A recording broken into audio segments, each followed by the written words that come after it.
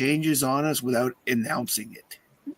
Oh, welcome to book club. Today is Deadpool Batman #1, and it was my choice, so I will start her off. Matt got a copy. I think we almost all have a copy of this one. I did not. I think I don't know where my copy is. I had the Jeff's one, I think, though. All right. Who had that? Alan wouldn't have the copy.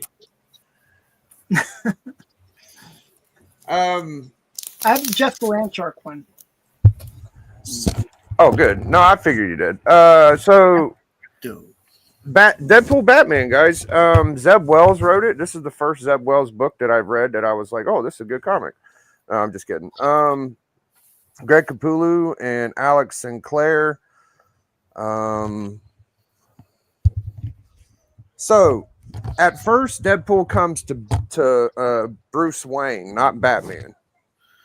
And Bruce Wayne didn't see it coming, didn't know this was happening, and wasn't too shook up about it, not too worried.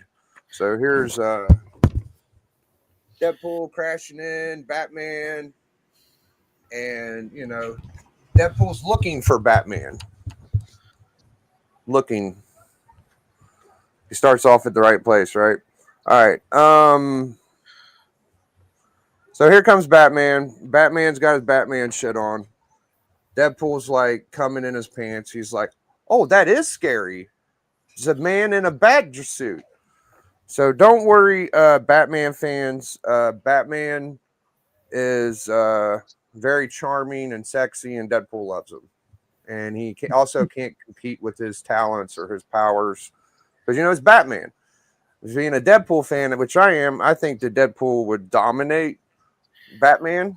But it did not come out that way. So first they try fighting, and Deadpool don't win that. And then they tried gimmicks, and Deadpool didn't beat him there either. And they kind of team up, and they're hanging out or whatever. And I'm just going to get to my scores. But, yeah, he meets Joker. I forgot that part. Yeah, met Joker. Joker was kind of cool.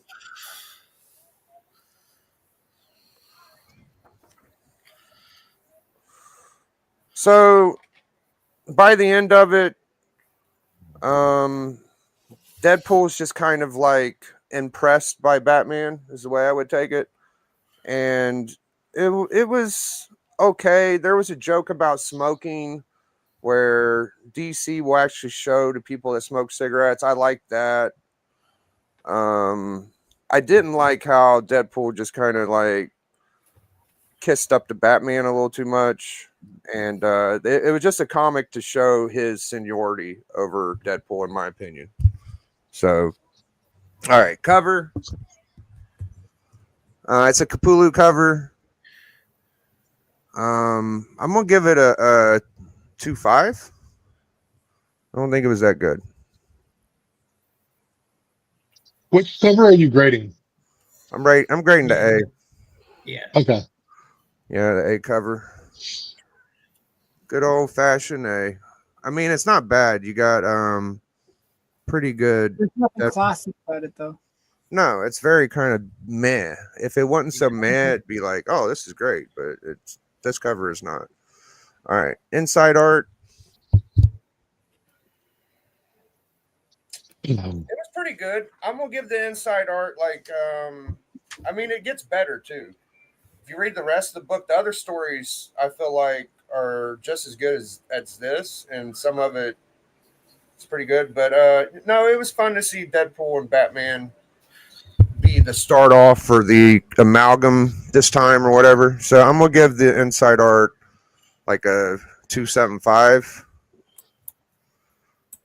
I'm gonna give the story a 3. I mean, it worked, but it wasn't what I would hope it to be. But it had some funny little stuff in there. It was mainly Deadpool kiss. I mean, that's what Deadpool does every time he meets like Spider-Man. He kisses up to him. Wolverine, not so much. Like they're kind of the same thing. They're both kind of mercs for money at points. But when he meets the big guys, he kind of gushes, and it's a little disappointing. So I'm just going to say I gave it a 3. Overall, I'm gonna give it a another 3. So I'm going to pick D for my second choice.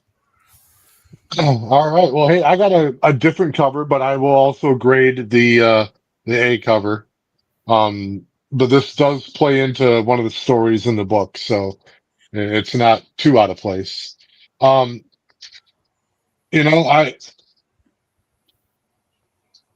it's hard for me to grade this book because I love the crossovers so much.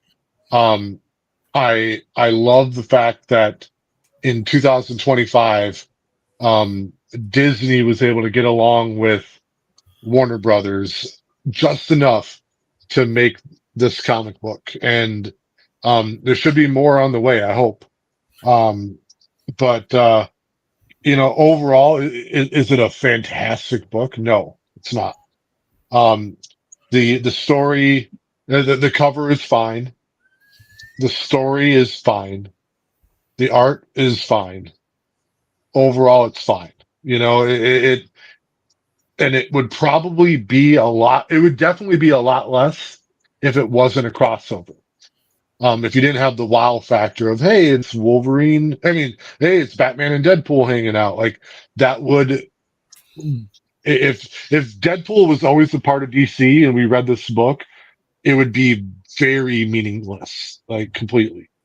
The fact that Deadpool is Marvel and Batman's DC, it bumps it up a little bit. So, cover, I agree with Biggie that there's definitely nothing special about the main cover. But I still like the fact that I have a cover, that there is a cover out there with Batman and Deadpool on it. So I'll give it a 3. Um, the interior art, I'm just grading the Batman Deadpool story. I've always been a Greg Capullo fan, and that's who did that art, right? I don't know if he just did the cover or what do you guys say? No, No, he did the penciling, I think, inside the Yeah, book. pretty sure he did the penciling inside. It's not his best work, but I do still like it. I'll give the interior art a 3. There are some parts where it felt a little softer than what he normally did, and when I think of Capullo Batman, I think of, the New 52 Batman, which I thought was like off the charts. This was below that, but it was still definitely serviceable. The story, I'm going to give a 2. I still enjoyed it. I'm not mad that I read it. But this is one of those things, man, where there's all these side stories afterwards. Like, I wish this whole big issue was a Batman and Deadpool story. I feel cheated that, we get this collaboration. You hook up, you link up, you figure out what you're going to do, and you shorten the hell out of it so you can tell a bunch of other tinier side stories that mean nothing. So, I just talked the story, a 2. Overall, I'll give it a 2.5. Yeah. And my next person, I'm going to go with Matt. Okay. I read the whole book, first of all. I wasn't sure if I was supposed to or not, but I read the whole book because some of these side stories were hilarious. I loved Jeff the Shark and Crypto. I also liked the Green Lantern story where the Rocket Raccoon. Rocket Raccoon gets the Green Lantern ring. That was pretty funny too. But what I really liked about the first story, like the Deadpool and Batman is I really think that Batman is able to handle Deadpool because he's basically the Joker, Mm-hmm. only less psychotic in He the even sense. made fun of that situation.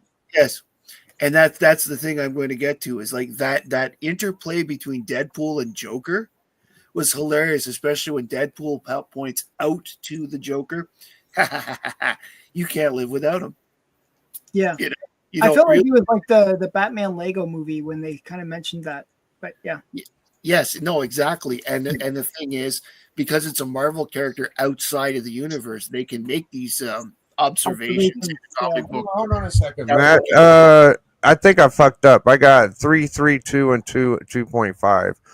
Did you rate grade the last part of 2 and the port? Is that 3, 3, 2, 2 from you, D?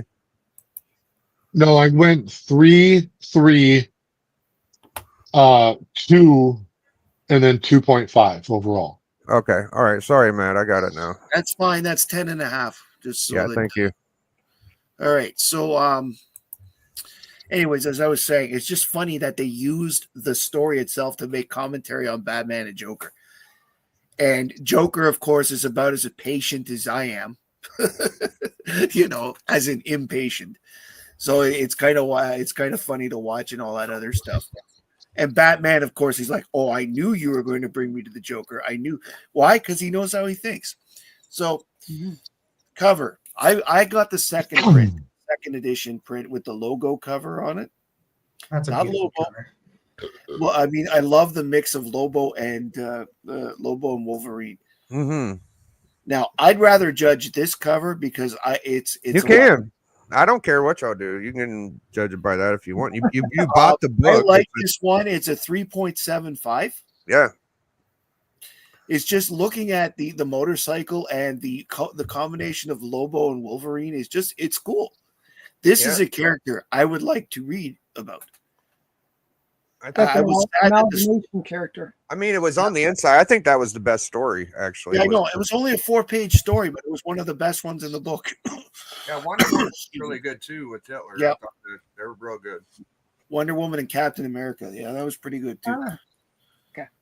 But so the interior art, for the most part, I liked it. I'm going to give the interior art a 3.5. Okay.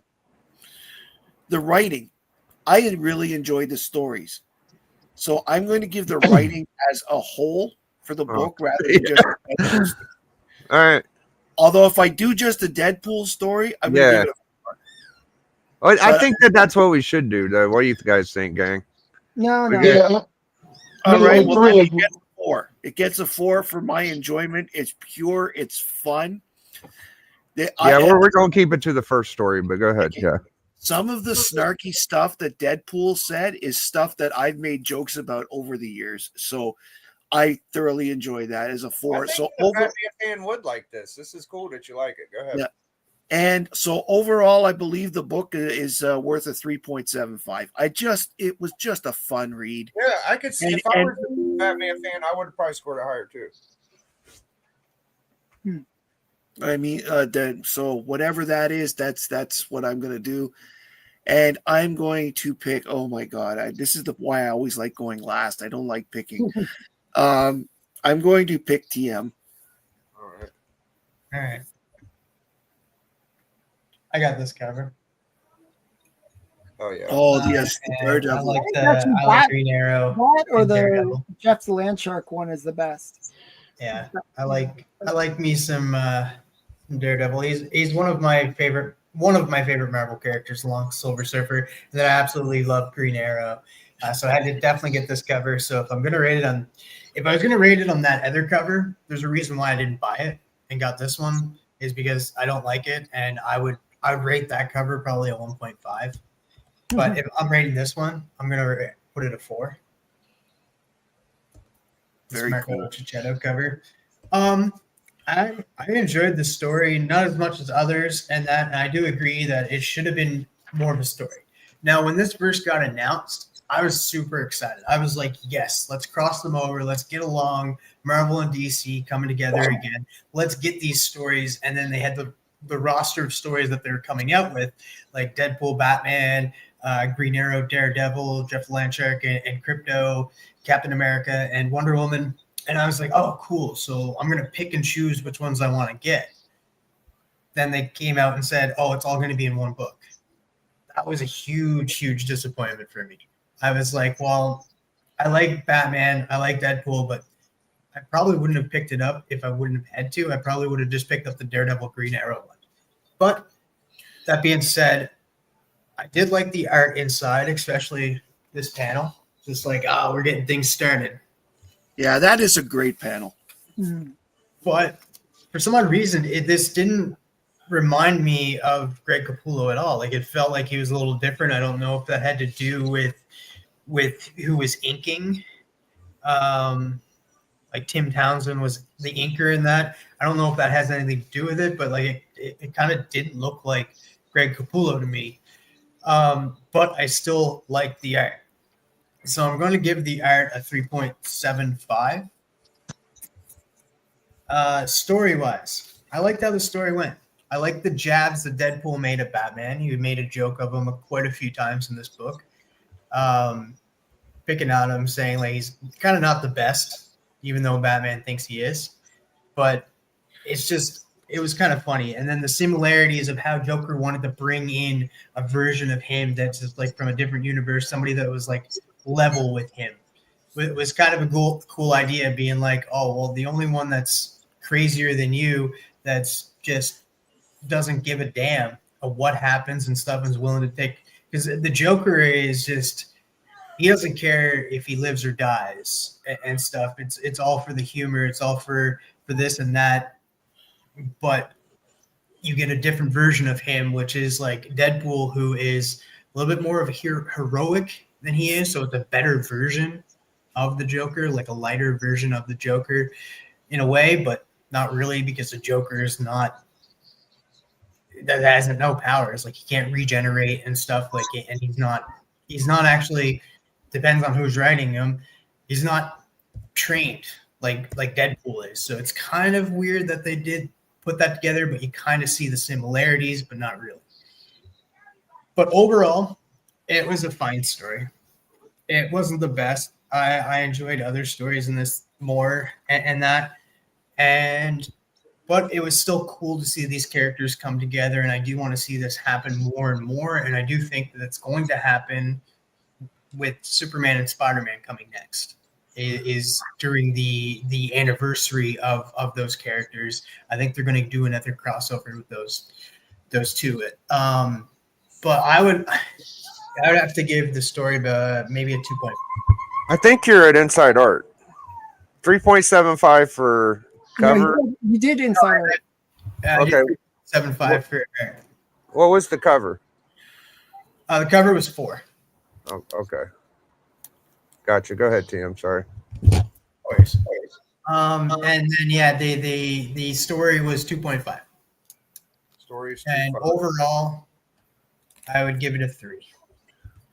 But also, just before we go, I just want to show how cool this is. It has nothing to do with it, but this absolutely love this. It is a cool panel. That is a great panel, actually. But I believe you're supposed to hold that up vertically. Then you have it upside down. There we go. Because it reads vertically. That's why I. Hey guys, want to check out this girl? She's a real daredevil. Huh. I'm gonna pick Steppo next. Oh no! Hi everybody, I'm Steppo. No, I don't mean to be a lemon tree, but I'm going to go on for about 35 minutes. That'd be a very short version of stuff. I'm just teasing. Okay, so I'm going to say all the things that I liked about it and then get into my critique. Okay, so going by the first story, by the way, I felt like this book was a bit of a slog. I felt like I felt like I had to really motivate myself to go through the whole thing. Just so you know, I was like, oh, there's another story. Oh, there's another story. Oh, there's But before I get into the bad part, that's like a Golden Age book, Alan. Believe it or not. So here's the Golden Age perspective. I like Golden Age books for the anthology element. So coming into this, actually, this should have been my cup of tea, right? It should have been a whole bunch of cool stories. The problem was with Golden Age, within 8 pages, they can tell a really robust story. Within this, I felt like they really did need to do the whole book as Batman and Deadpool. That's the whole book should have been that, because I felt like they weren't really moving the story forward enough to make it the full thing. It felt like it was lacking. And then it did almost like the Golden Age trope of like wrapping up the story really quickly at the end. Like, let's resolve it really fast. I didn't like the way that worked. But the thing that I did like is actually the interior art was great. It was good. It was like consistently good. I like the way that the person that was doing the what's it called? The lettering. Whoever did the lettering did a really great job. And I feel like that almost is a standout for me in this book. Like when you look at the lettering, you can tell the voice of each character that is speaking. And they even had a little bit color thing going on where when it was Deadpool, it was kind of a yellowish color. When it was Batman, it was in the white. And I thought that, and then even when they did the Joker, it was like written in a different font. And it was just things like that. I just thought was really, really well done because you could almost see the deadpan Batman versus the kind of goofy Deadpool in just the way things were lettered. I don't know. The lettering was really good. And I really appreciated that. It made it very easy to read as well, because then you know which character was talking. Especially when you have a lot of dialogue, it can get confusing who's saying what, and but this read very well. Now, that's my positive part. Now, my negative part is that for me, the first story, and I think actually the first story was the best of the stories, believe it or not. I didn't really like the other stories. They just didn't do anything for me. Even the Jeff the Land Shark one, I thought, okay, this could have been done as like maybe one page. Like it's, it was just not much there. And then, so the first story though, being what I thought was the best of the stories. I didn't like the Wonder Woman story at all, by the way, which was sad because I like Wonder Woman. It didn't really make as much sense as it should have. Like it was very convoluted. It was very, what's it called? Crisis on Infinite Earths, like, if that makes sense. And even had an homage to it. So yeah. Okay. But the first story, sticking with the first story, here's my issue.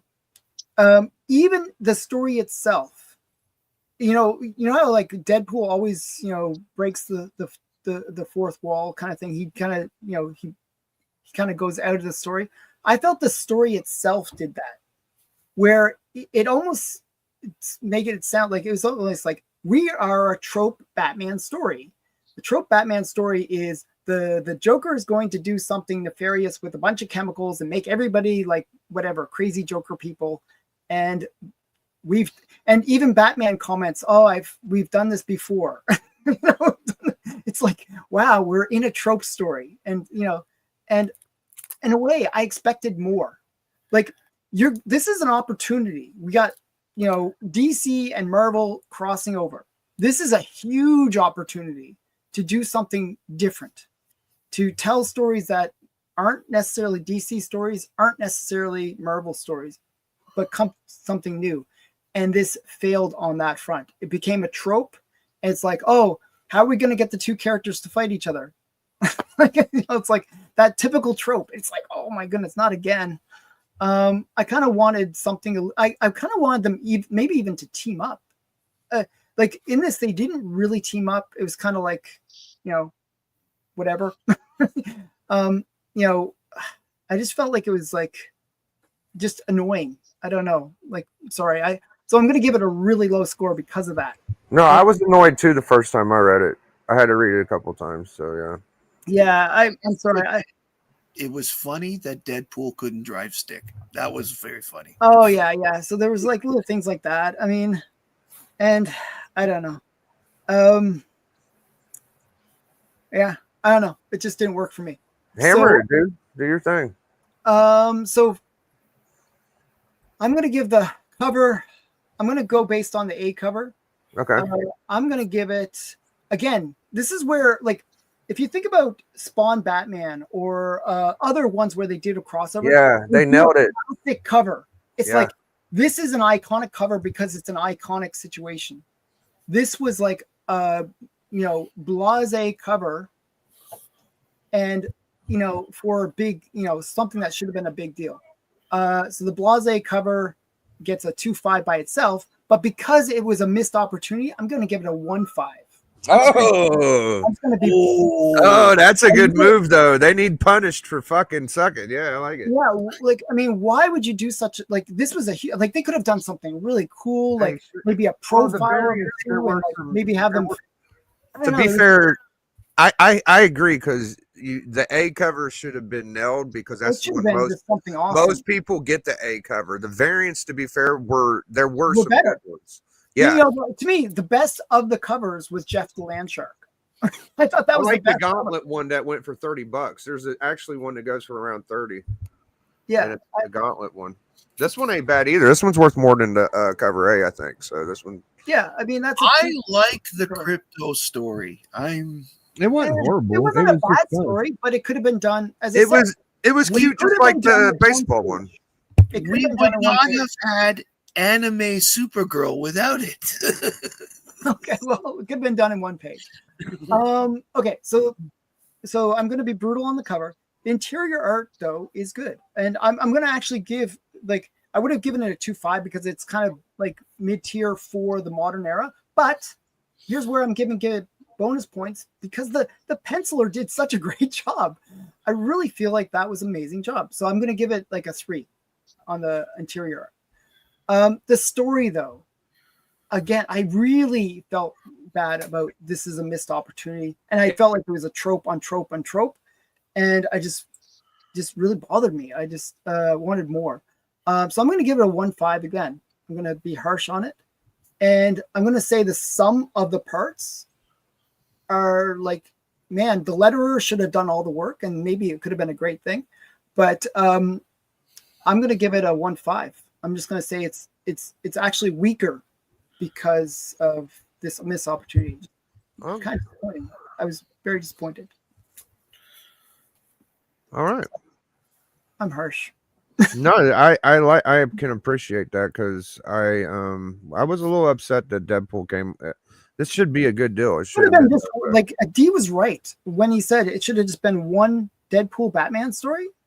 They could have probably knocked it out of the park. Yeah, they could have expanded it out. It could have been something and have them working together a bit longer at the in the story would have been kind of cool.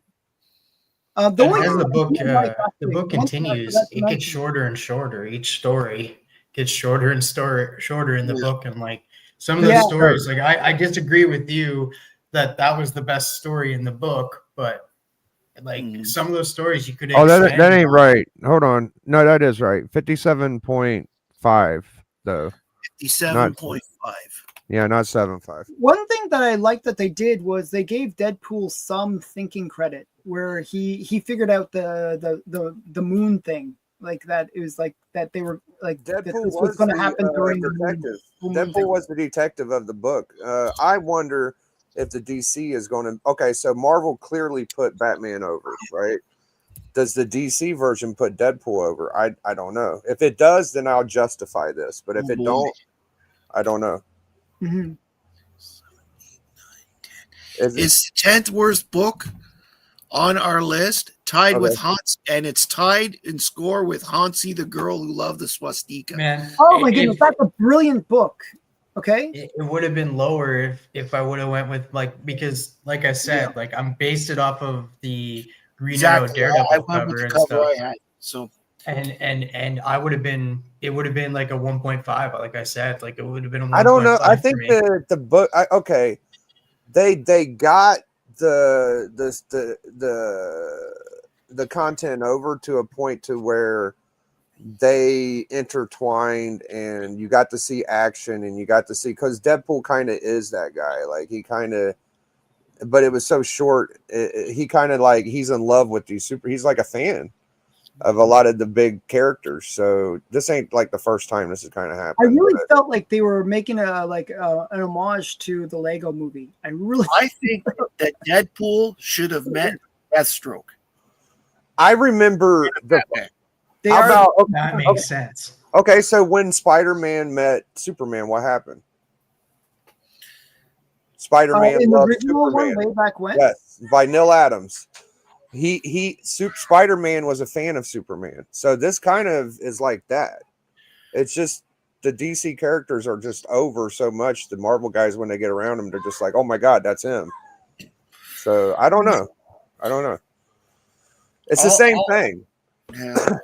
All I would say is that it makes me feel like the DC characters are comic book characters in similar to what they were for Prime Earth back in pre-crisis, Earth Prime there, where the world without superheroes.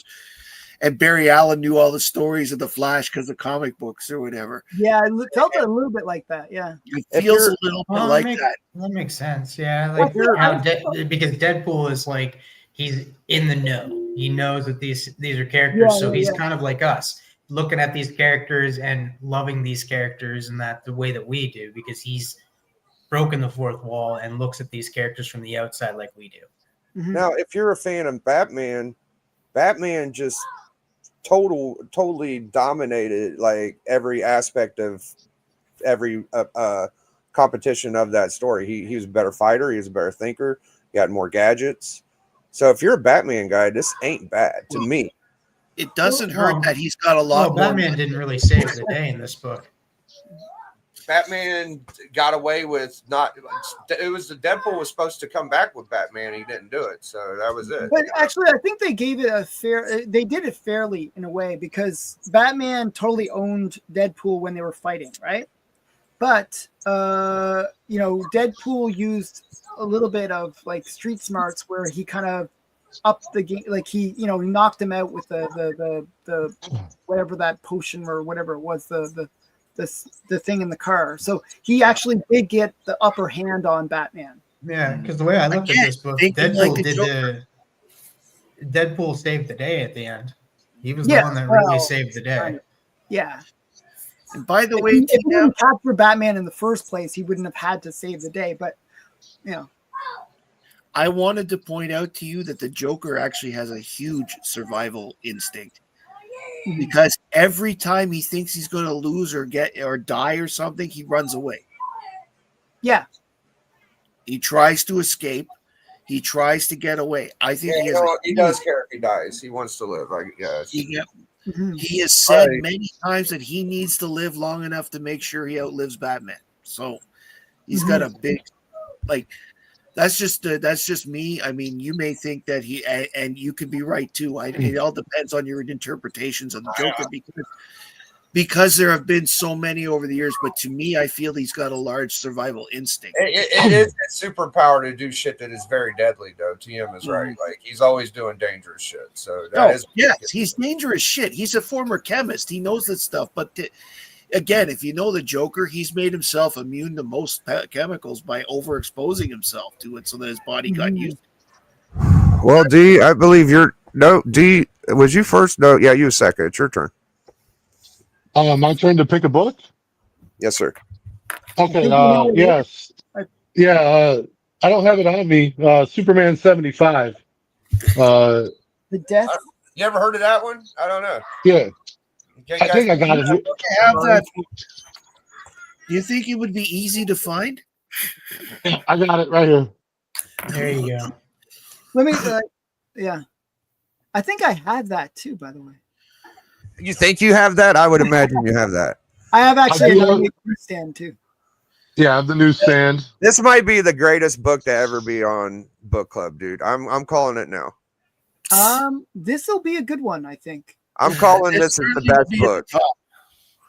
It certainly will be near the top, probably. I'm calling it right now. I'm gonna probably score this one reasonably high. Yeah, don't tune in next week unless you want to see us just absolutely make sweet love to this book. All right, let's go around the horn. I gotta make some cereal for my kid. Go ahead. What you got going? what's going on? We're gonna have the Friday challenge on Friday. Saturday, I'm going to be reviewing. I just finished watching the what's it called? Peacemaker 2. So I'm going to be reviewing that and giving my opinion on that. And then I picked up a really cool collection of Golden Age books, which I'll be showing on the Monday special. So that'll be fun. And it's from local vendors that I bought these things. So it's going to be a pretty cool special. That's it. That's it for me. TM, you're up. We'll be back tomorrow with the Hot 5 Commandments. We're going to be doing that tomorrow at some point. So keep an eye out for that. Then Collection Club Friday, Matt's Body Saturday, Bleecker Street on Sundays. I've got the Damsels of Halloween book in, and sometime maybe tomorrow, the next day, I'm going to try to record it and edit it so I can get it out like Saturday or Sunday and show like each page, page by page and highlighting the artists and that in the book. So I want to do that for Brian LCS and the artists that were involved in the Damsels of Halloween. And then I have a few unboxings that are coming. I'll have another C3 box coming from Rob Spatstacks, and then another box coming with a key book, 2 key books actually in that box that have just crossed off my my wish list of next year. So I have those 2 books coming, and I'm excited to show those off. But other than that, you can catch me here on Biggie's channel, sometimes every day. Okie dokie. How about you, Matt? Well, I have the Superman show airing this week on Sunday. I'm not sure who's coming yet. I'm waiting to hear from a couple people, but that will be resolved. This week's topic hasn't been decided yet. It depends on who says they're coming and what they have, so we'll go with that. But Superman should be fun. I had Robbie Josephs on my show last night. If you want to see a heck of a collection, go watch that rerun. That was that was a great show that he did last night. And I'm going to be on Alan's show on Friday and on your comic collector club, I guess as you call it, on Friday night, right? Friday hangout. Yeah, Friday hangout. Yeah, I'm talking about Biggie. He calls this the comic collector. Oh yeah. And Collector Club, absolutely. Yeah, Collector Club. And so I'm looking forward to that. And on the Tuesday coming, I have Comic Mike going to be on my show. All right, how about you handsome fella? Yeah, no. So I appreciate for being on as always. I look forward to next week where we get to read a really beloved comic book. I want to give a shout out to my homegirl Peyton at the Pullman Club. Before I was here, I was over there with her, giving her a really good stuffing, and I know by the time I left, she was satisfied. All right. And he's on Sweet Chin Music on Papa Willie's every now and then. He's pretty much co-host. Before we go, that Robbie video inspired me to show some Superman books on my Instagram. So yeah, that was very good. All right, we're out of here, man. That was Deadpool Batman. See y'all later, dude. Biggie.